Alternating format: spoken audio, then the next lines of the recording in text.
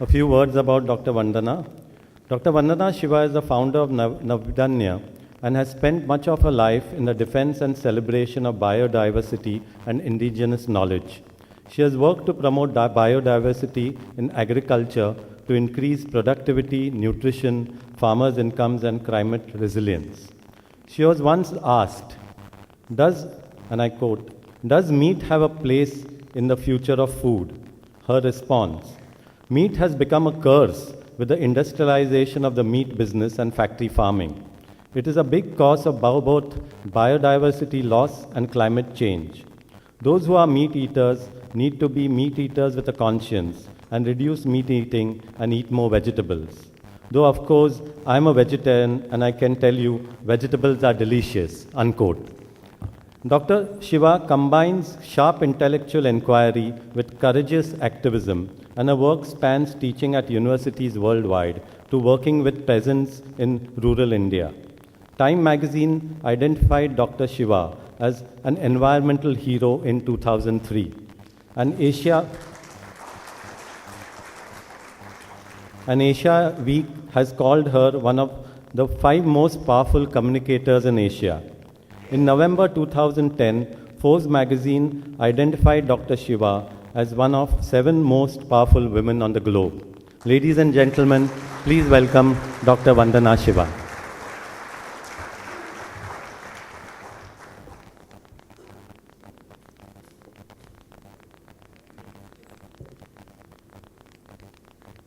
This is very difficult. May I shut this computer?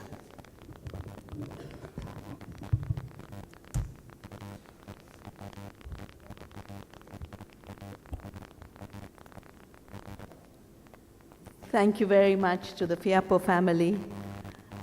Special thanks to my dear beloved friend Norma. It's because of her I'm here. We worked together half our lives and will continue the remaining part of our lives. And it's a joy to meet all of you and the wonderful animal activists in this room.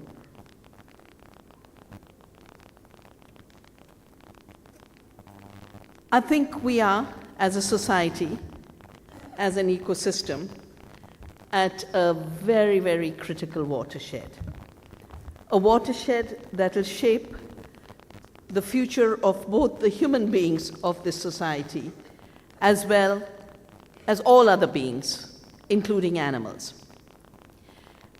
And over the last 30 years, when I started Navdanya, and I started Navdanya because of a very simple fact, that living systems, living organisms, living plants, living animals were being defined as an invention by the chemical industry.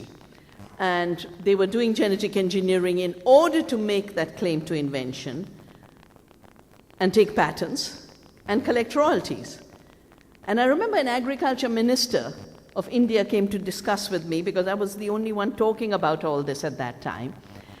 And he said, "You mean to say if an animal is patented, then the offspring will not belong to me even if it's on my farm?" I said, "No, because all future generations are then treated as the property of the patent holder." Now, for those of you who have followed my work on GMOs, BT cotton, mustard, I'd like to just mention to you that a very big part of patenting and genetic engineering is animals also. The good news is most of the experiments keep failing. You might remember Times, Newsweek, Economist all had cover stories of Dolly the sheep. And below it was, and Wilmot, the scientist, it said, "The creator and the created." Dolly had been reduced to a manufacture invented by Mr. Wilmot of the Roslin Institute. The Roslin Institute had before that genetically engineered Tracy. And I remember debating the owner of this corporation while the European laws on patenting were being written and the parliament had called me. And I remember him saying, "Tracy is a mammalian bioreactor." that in her mammary glands will produce human proteins, because they had transformed her with human proteins. And he said the mammary gland is a very good factory. Our sheep are furry little factories walking around in fields, and they do a superb job, except that the mammary gland is also human gland. And that patent would then cover women as bioreactors. There was another interesting one, which was Herman the Bull. Herman the Bull was originally supposed to have generations of female offspring, and it was supposed to be a substitute for human milk, because they had, again, put a human gene into Herman. And the baby food activists, they've been fighting Nestle and all these industries. They said, this is not baby food. So overnight, Herman became a miracle cure for HIV/AIDS. Now you don't hear of Herman the Bull. He's gone. Tracy is in a museum, stuffed. Dolly, she had 112 lambs. Most of them were born deformed. Only one had 4 legs, 2 ears, 2 eyes.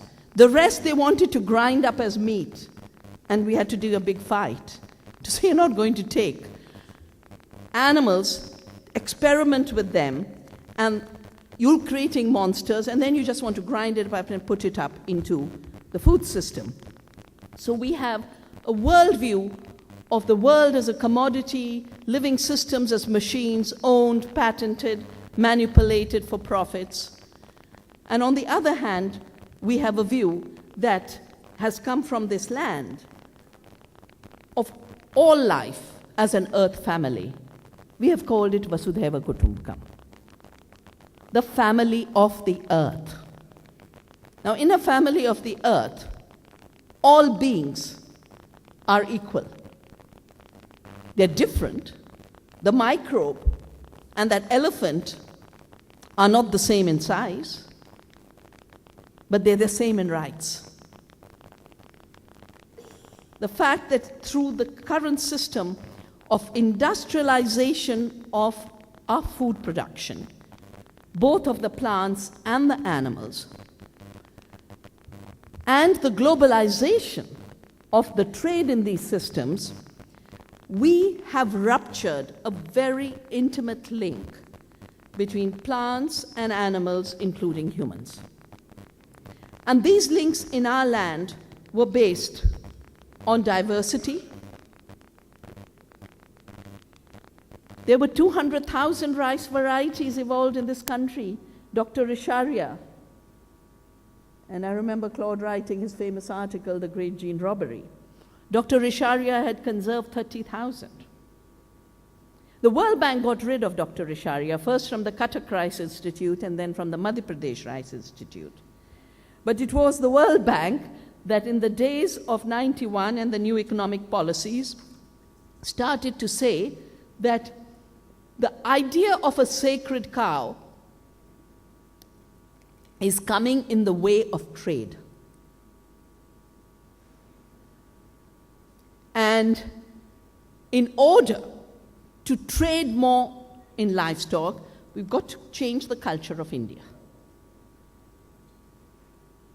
And in that time, they had said we should be exporting 3 things: meat, flowers, vegetables. Vegetables, we are not exporting as much as we are importing. Flowers, I did a study. 1 floriculture farm was consuming the water of 4 villages in Karnataka. They were exported to Ethiopia. They grabbed land there. The floriculture farms have failed. And in terms of the meat export, the result has been that even though 10 years ago there was hardly any meat export from India, hardly any beef export, today India is top in exporting beef.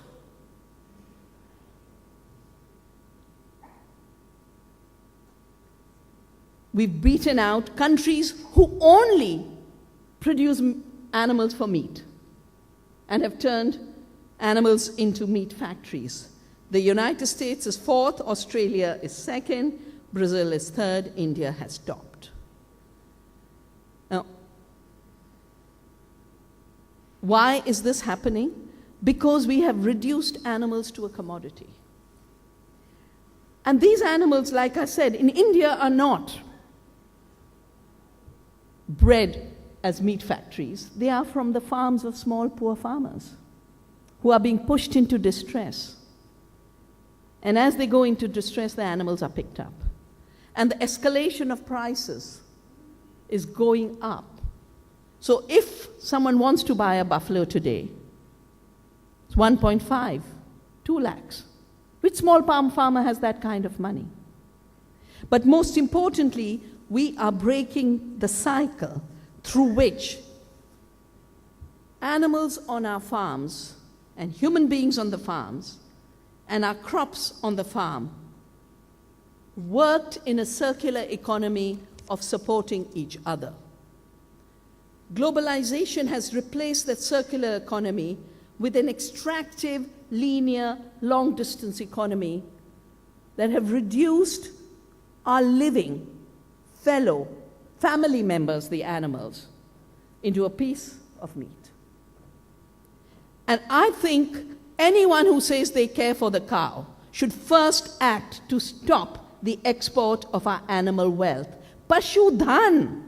We have a word called Pashudhan. Not for exploiting, but for protecting. I love Diwali, of course, because of the lights. But I love even more Govardhan Puja. We actually worship the Gobar,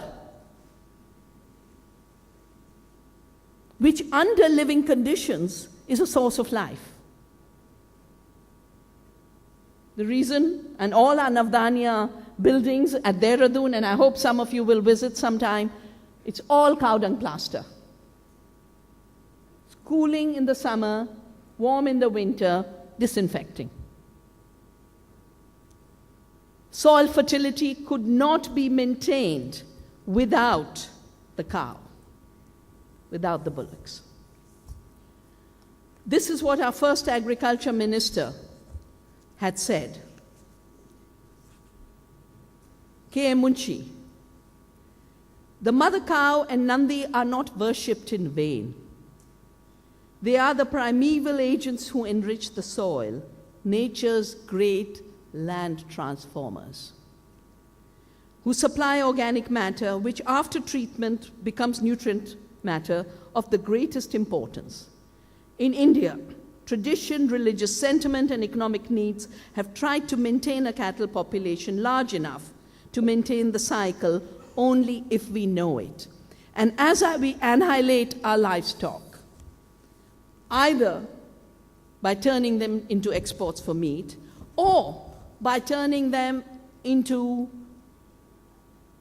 victims in large dairies, which is where the system is going, or into retirees.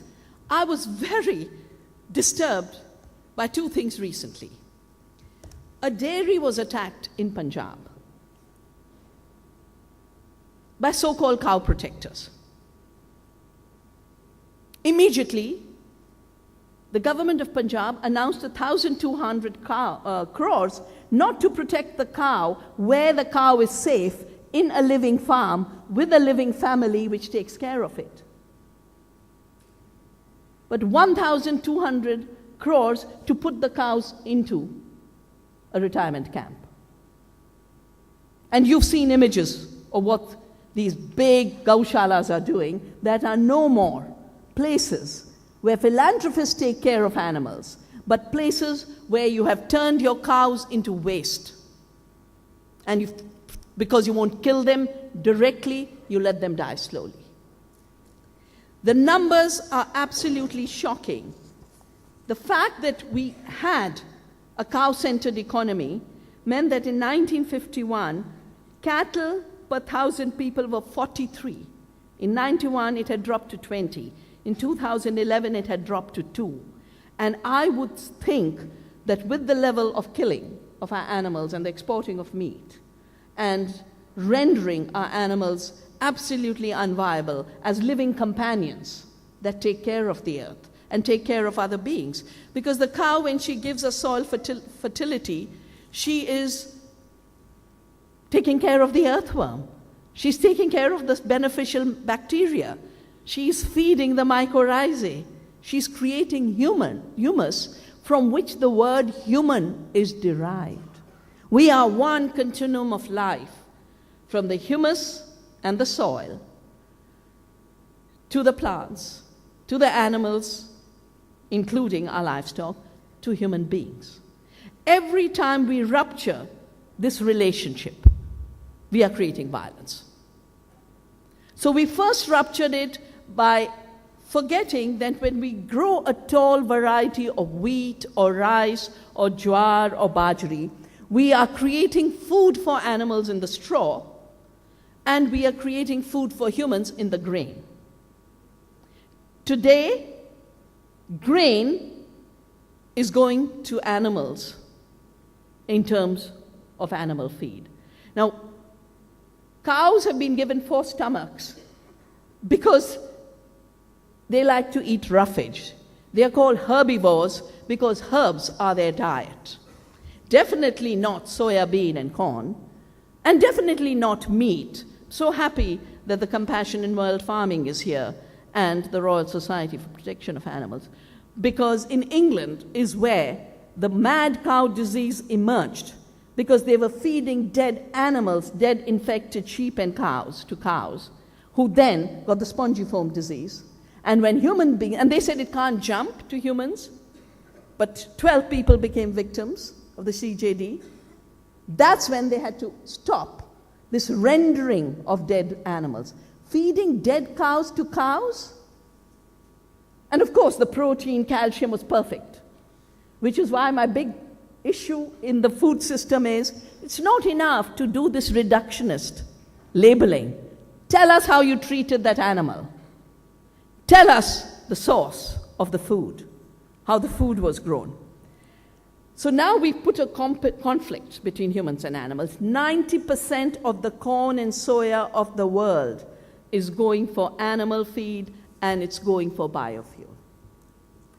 75% of the corn grown in India today, we've done a study on this, 75% of it is going for animal feed. We are importing, in spite of that, we are short of animal feed. So we are importing this year 5 lakh tons of corn to feed animals.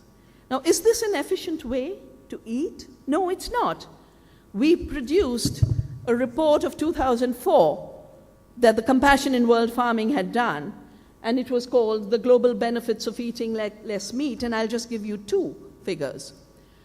So to convert beef, to make beef, you have to use 10 times more kilogram of protein as food to produce a kilogram of meat. The 10 times more food we'd have had. Now, in industrial farming, it's a 10-to-1 conversion. 10 units of energy are used to produce 1 unit of food. And then you take that grain and convert it to 1/10 the unit of meat, which means you've taken 100 units of food and reduced it to 1 unit, destroyed animals, destroyed farms, destroyed food.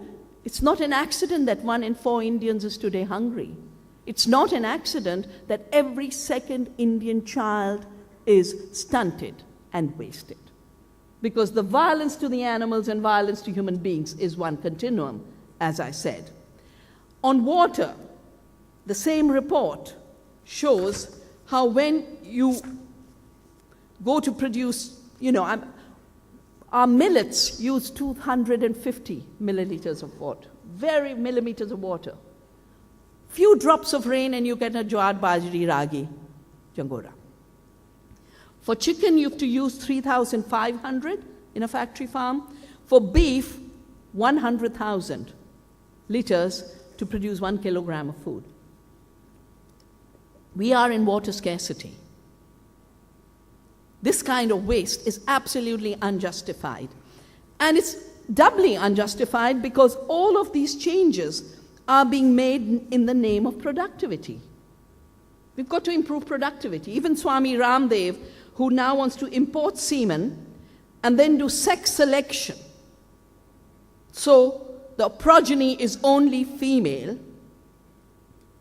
so that there can be more milk. But for me, this is a violence against Indian thought of diversity, plurality. We never grew a crop just for human food. No animal was just a milk machine or a meat machine. The bullocks, the boys, gave us animal energy. The female gave us everything else, and the two together gave us the renewal of soil, the alternative to fossil fuels. Now, there was a brilliant piece of work done which compared the US industrial farming productivity, not in terms of commodity production, but in terms of resource use efficiency, and the Indian system.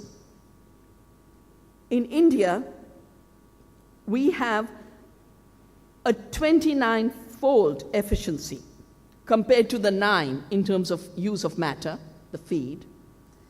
And in terms of energy, India's 22 compared to 7. So who's more efficient? We are more efficient because we've never bred for one-dimensionality, never bred for uniformity. Look at the hundreds and thousands of breeds our brilliant breeders created. Just like in rice, 200,000 rice varieties. In the case of our animals, you go to the camels. We haven't even started, and I would really request FIAPO, and I offer that Navdanya as a movement and our farmers will work with US partners. Why is it that we are forgetting that in Rajasthan, it's only the camel that really provides you mobility? That we are destroying our camels in Rajasthan.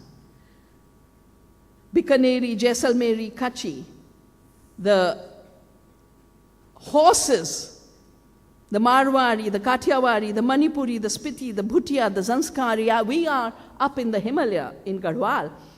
And in the remote villages, the only way the farmers can send their grain out is on mule back. And the idea that you can connect the last village to road means more landslides, more disasters, more problems like the Kedar Ghati. Now, my own mother had cows, and when I decided to leave my job in IIM Bangalore and return home to Dehradun, she said, just take the cowshed. So I started the Research Foundation in 1982 in my mother's cowshed. In Bangalore, too, I was very privileged to be at the Institute of Management when Dr. N.S. Ramaswamy, who was called the bullock cart man, was the director. And he used to keep doing the work on how much animals are contributing to us. If we get rid of our male animals who provide the animal energies, taking an average of 0.4 horsepower per animal, the power available is 300 million work animals, 150 million horsepower. It would take 30 million tillers and tractors to replace their work. 300 billion. But it wouldn't just be the financial cost, it would be the greenhouse gases. It would be the compaction of the soil. It would be every aspect of destruction. A lot of the increased failure of crops is because of increased drought. Not drought from the atmosphere, but drought in the soil. Because with 1% of organic matter, which comes from our animals, in the form of their gifts back to the soil, with 1% organic matter, we can store 160,000 liters per hectare of water. That's the answer to drought. So, animals on our farms are builders of soil. They're renewers of water. They are the preventers of climate change. They are the alternative to chemical farming. Swamiji was here, and I remember working very hard during the days there was the big fight against the so-called Al-Kabir slaughterhouse in Medak. And of course, they always pick a name like Al-Kabir. It was not a Muslim guy exporting. But, you know, this polarization that's being created in our society around animals is something we have to fight against. Because if animals and humans are part of one family, then you cannot do violence to humans just as you cannot do violence to animals. Both are not forgivable violences. And at that time, just on one slaughterhouse, the calculations made by Vinayog Parivar, I don't know if Vinayog Parivar is here, the Bombay-based group, but they had calculated that the animals that would be slaughtered are providing 11,000 tons of nitrogen, 2,000 tons of phosphorus, 10,000 tons of potash. Together, the value of nitrogen, phosphorus, potash that's coming from animals is 36 crores. Now, I think what we really need to do is what the brutalization of animals is doing to the larger economy and the larger ecology. What it's doing to sustainability and the threat to our small farmers. The only place where our animals are safe are as part of loving families. That's the only place. And having grown up in that situation where my mother would, you know, as teenagers, you have to rebel. You're not teenagers if you don't rebel. And then she would say, it's all right, I'll go talk to Lakshmi. And Lakshmi was a cow. Yeah. To deal with her rebellious teenage kids. Her real trustworthy family member was Lakshmi. When I worked with Chipko, I remember sometimes I'd have to, you know, get the women to a meeting, and their biggest worry was always, no, I can't leave my family. I said, let's take your kids with us. No, it's 5 cows. I said, no, we can't put them in a car. Because for them it was always part of the family. And we have to come back to that thinking. Because if we don't, not only will we spread intolerance and hatred against the animal world, we will also spread the virus of intolerance and hatred within our society. You have witnessed it. We must put a stop to it. Together, we must put a stop to it. And it's precisely the animal movement that has to take a lead, because all the violence in society is being created in the name of the cow. In the name of the cow, we must now rise as Vasudhaiva Kutumbakam, as a country now. The fundamental duty in the Constitution is to have compassion for all living creatures. This determines the legal relationship between Indian citizens and animals on Indian soil, whether small ones or large ones. This gives legal status to view of ancient sages down the generations to cultivate a way of life to live in harmony with nature. Since animals are helpless and unable to exercise their rights have been expressed in terms of duties of citizens towards them. Their place in the Constitution law of the land is thus a fountainhead of total rule of law for the protection of animals, and provides not only against their ill treatment, but from it also springs the right to life in harmony with human beings. If this enforceable obligation of state is understood, certain results will follow. First, that the Indian state cannot export animals. It cannot be party to the killing of animals by sanctioning exports in the casings and cans stuffed with dead animals after slaughter. Avoidance of this is preserving the Indian cultural heritage, of which we claim proud by claiming India as the land of Gandhi, Buddha, and Mahavir. India can only export a message of compassion toward all living creatures of the world, as a beacon to preserve ecology, which is the true and common dharma of all civilizations. This is in keeping with the culture of living in harmony with nature by showing respect to all life that is Vasudhaiva Kutumbakam, referred to his citing the environment minister who represented India at the Earth Summit. This has been our message, but it must not be two empty words anymore. It must be the way we deal with the dignity and respect to every fellow Indian citizen, and dignity and respect and love and compassion for every living being, including animals. It's been a joy being with you. Let's work together to create this world.